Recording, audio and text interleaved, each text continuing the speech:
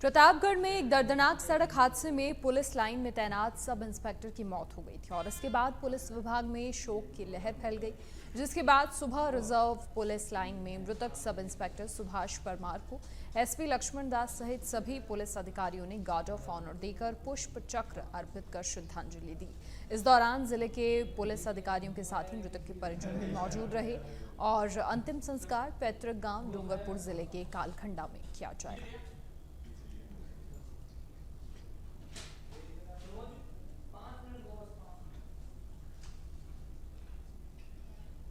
और अब खैरथल की भिवाड़ी से खबर, जहां कमलेश ज्वेलर्स के मालिक की मौत के मामले ने तूल पकड़ लिया है। मालिक की फायरिंग में 2 गोली लगने के बाद मौत हुई और मौत पर भिवाड़ी के सभी व्यापारियों ने समतल चौक पर जाम लगा दिया। भिवाड़ी एसपी ने व्यापारियों से बातचीत की। हजारों की संख्या में व्यापारी सड़क पर उतर आए।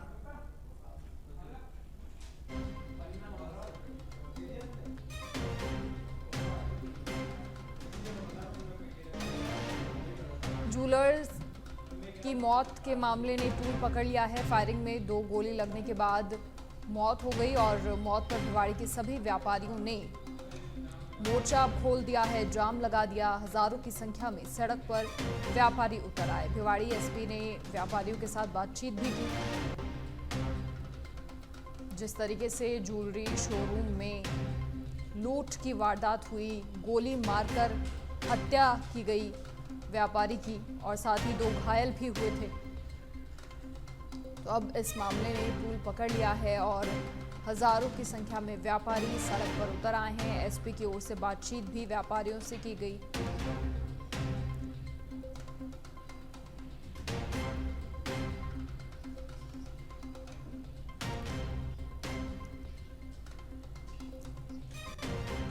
अधिक जानकारी के लिए सहयोगी अभिषेक उपाध्याय फोन लाइन पर जुड़ गए हैं।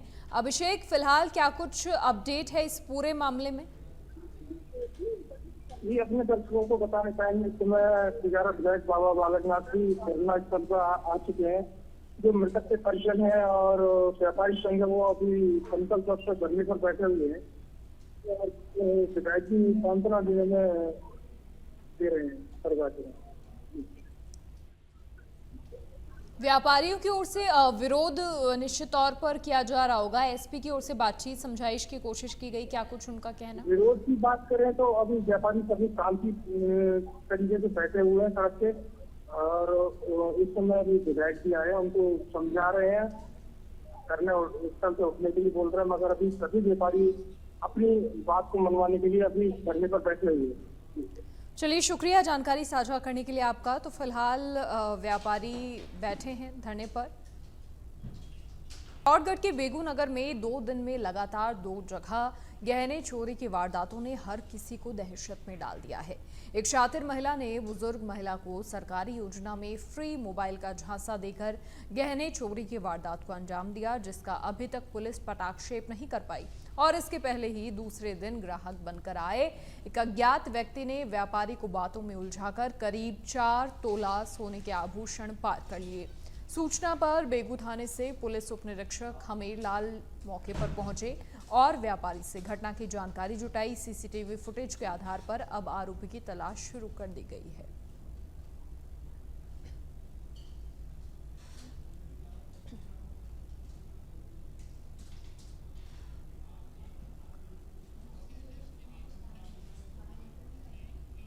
पाली से खबर, जहां 1 सितंबर से भाजपा का राष्ट्रीय स्तरीय सदस्यता अभियान पाली में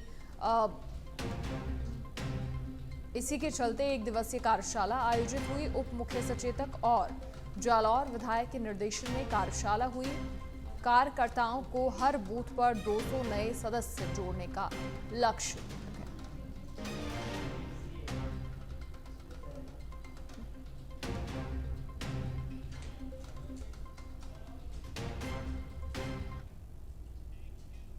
सवाई माधोपुर जिले के एक छोटे से इंडा गांव की बेटी नरसी मीणा ने नाम रोशन किया है। नरसी महानायक अमिताभ बच्चन के शो कौन बनेगा करोड़पति में हॉट सीट पर पहुंची हैं और नरसी ब्रेन ट्यूमर से पीड़ित हैं। ब्रेन ट्यूमर से पीड़ित होने के बावजूद नरसी मीणा ने कौन बनेगा करोड़पति में 50 लाख रुपए जीतकर जिले का नाम रोशन किया है। 50 लाख जीतकर अपने गांव आने पर ग्रामीणों ने नरसी का फूल मालाओं और बैंड बाजे से स्वागत किया।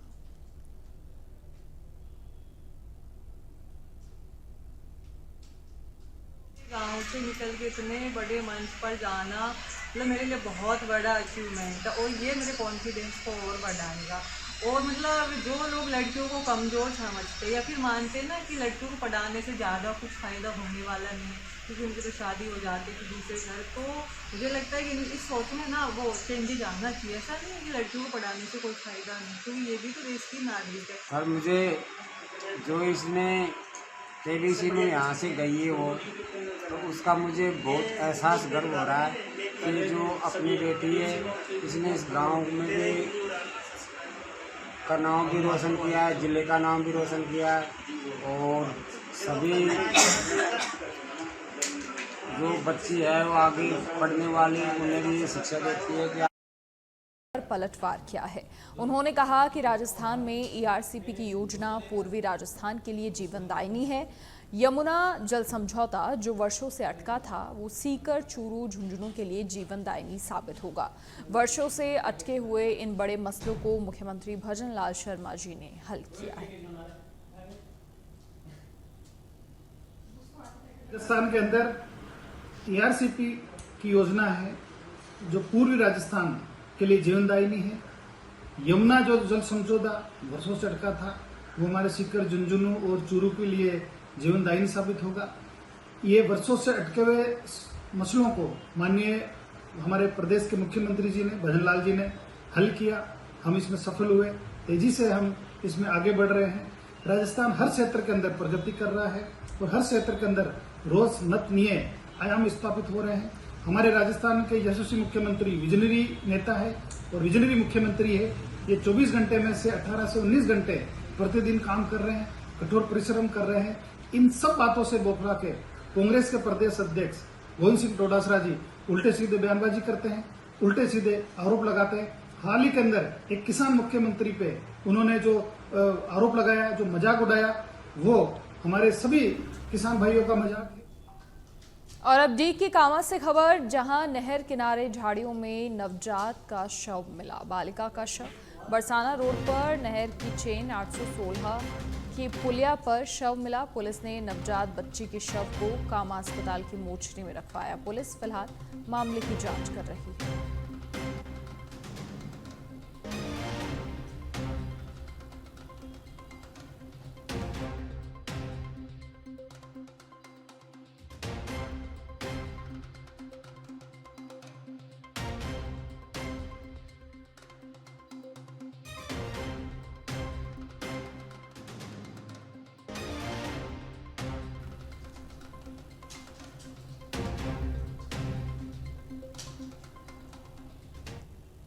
खबर नीमका थाना के अजीतगढ़ से है, जहां पर थोई थाना और स्पेशल टीम की अवैध नशीले कैप्सूल के खिलाफ बड़ी कार्रवाई सामने आई है।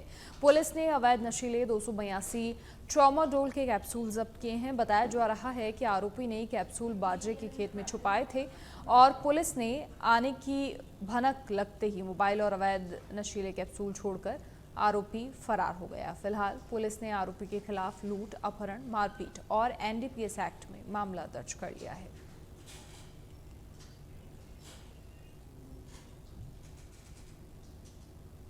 एचएस केदारमल गुजर उर्फ केडी जो कि झारड़ी का रहने वाला है, वहाँ पास में ढाणी है, जिसके खिलाफ खेतड़ी नगर जिला नीमका थाना में मुकदमा दर्ज है जो कि एनडीपीएस में वांछित चल रहा है, जिसके लिए श्रीमान पुलिस अधीक्षक महोदय ने 5,000 रुपये राशि का इनाम भी घोषित कर रखा है। उसकी तलाश के लिए आज टीमें बनाई गई थी, जिसमें डीएसटी जिला नीमका थाना, साइबर सेल से और थाना अजय की टीमों ने दबिश दी। दबिश के दौरान जानकारी में आया कि मुलजिम अपने खेत में बाजरे की फसल में छुपकर सो रहा है, जिस पर उसकी तलाश की गई, दबिश दी गई तो मुलजिम वहां पुलिस को देखकर भनक लगने पर वहां से फरार हो गया। फरार होने के दौरान उसकी तलाशी ली गई। तलाश में उसकी खाट पर ट्रेमाडोल कैप्सूल आते हैं जो कि 282 की संख्या में मिले और एक मोबाइल मिला। उनको जब्त करके और एनडीपीएस की धाराओं में मुकदमा दर्ज किया गया है और उसकी तलाश की जा रही है। मुलजिम के खिलाफ पूर्व में 16 प्रकरण मारपीट, लूट, अपहरण और एनडीपीएस के दर्ज हैं, जो जिले के विभिन्न थानों में दर्ज हैं, जिसके संबंध में वांछित चल रहा है। पूर्व में जेल भी जा चुका है और उसकी टीमें बनाकर तलाश की जा रही है।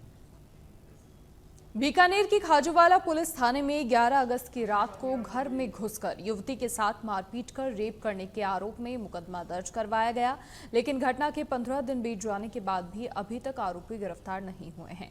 ऐसे में अब पीड़िता न्याय की गुहार लगा रही है। पीड़िता के द्वारा मुख्यमंत्री, साथ ही महिला आयोग, आईजी, एसपी को पत्र लिखकर आरोपियों को जल्द गिरफ्तार करने की मांग की है।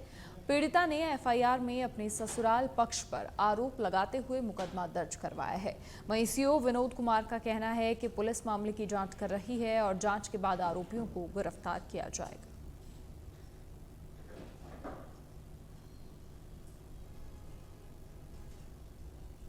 तारीख रात 11:30-12 बजे के बीच की बात है। मैं बाथरूम करने के लिए बाहर आई थी तो पीछे से दो लड़कों ने पकड़कर मुझे ऊपर ले गए, मेरे साथ गलत काम किया और मेरे साथ मारपीट भी की। उसकी एफआईआर मैंने थाने में दर्ज करवाई है। इस बात को 15 दिन होने आए हैं, लेकिन अभी तक कोई उचित कार्रवाई नहीं की गई है। मेरी मांग यही है कि आरोपियों को जल्दी से जल्दी पकड़ा जाए। कौन लोग? 3 लोग थे, एक लड़की और 2 लड़के। उनके मुंह कपड़े से बांधे हुए थे। भीलवाड़ा के हमीरगढ़ उपखंड क्षेत्र के एक गांव में शमशान घाट का रास्ता क्षतिग्रस्त होने के चलते ग्रामीणों को बड़ी परेशानी का सामना करना पड़ रहा है, जिसके चलते लोगों ने जेसीबी से रास्ता बनाकर शव को शमशान घाट ले जाकर अंतिम संस्कार किया। रास्ता बनाने के दौरान करीब 2 घंटे अर्थी को रास्ते में लेकर रुकना पड़ा। ग्रामीणों ने बताया कि उक्त समस्या को लेकर कई बार पंचायत प्रशासन, जनप्रतिनिधियों को अवगत करवाया गया, लेकिन सब आश्वासन देकर मामला शांत करवा देते हैं। ग्रामीणों ने 10 दिन का अल्टीमेटम देते हुए कहा है कि जल्दी ही समस्या का समाधान नहीं हुआ तो फिर घर के आंगन में ही अंतिम संस्कार होगा।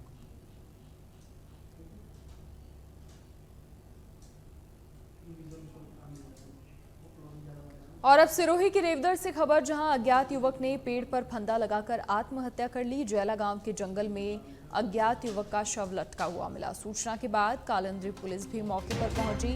कालंद्री राजकीय चिकित्सालय की मोर्चरी में शव रखवाया गया। शिनाख्त के प्रयास लगातार किए जा रहे हैं।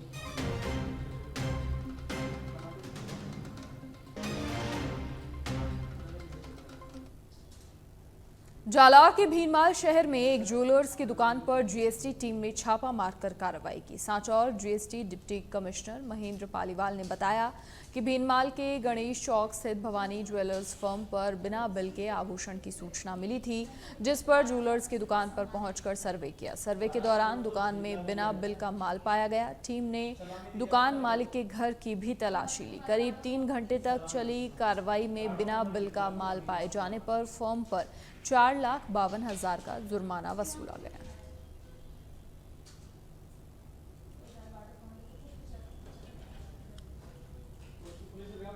खबर खैरथल से है, जहां शहर के हाउसिंग बोर्ड सेक्टर 1 में शुक्रवार शाम को हथियारों से लैस बदमाशों ने कमलेश ज्वेलर्स के शोरूम पर हमला बोल दिया और ताबड़तोड़ फायरिंग करते हुए सोने चांदी के जेवरात लूटे। लेकिन इसी दौरान शोरूम मालिक के भाई के आने से घबराए बदमाश भाग निकले और लूट के सामान का एक बैग और एक प्लास्टिक का कट्टा छूटकर वहीं गिर गया।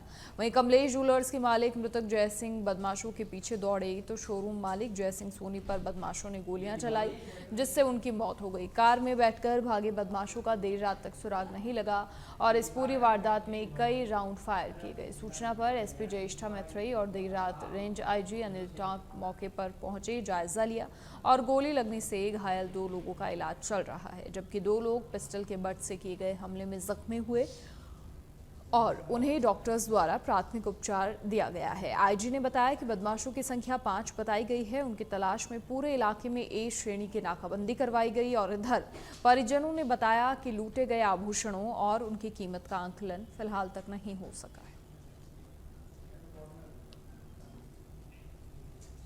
कोटपूतली के बहरोड में मांडन थाना पुलिस ने टोल प्लाजा पर मारपीट के मामले में कार्रवाई की है। पुलिस ने कार्रवाई करते हुए मारपीट करने वाले 5वें आरोपी को भी गिरफ्तार कर लिया है। आपको बता दें कि पकड़ा गया आरोपी थाने का टॉप 10 आरोपियों में से एक है।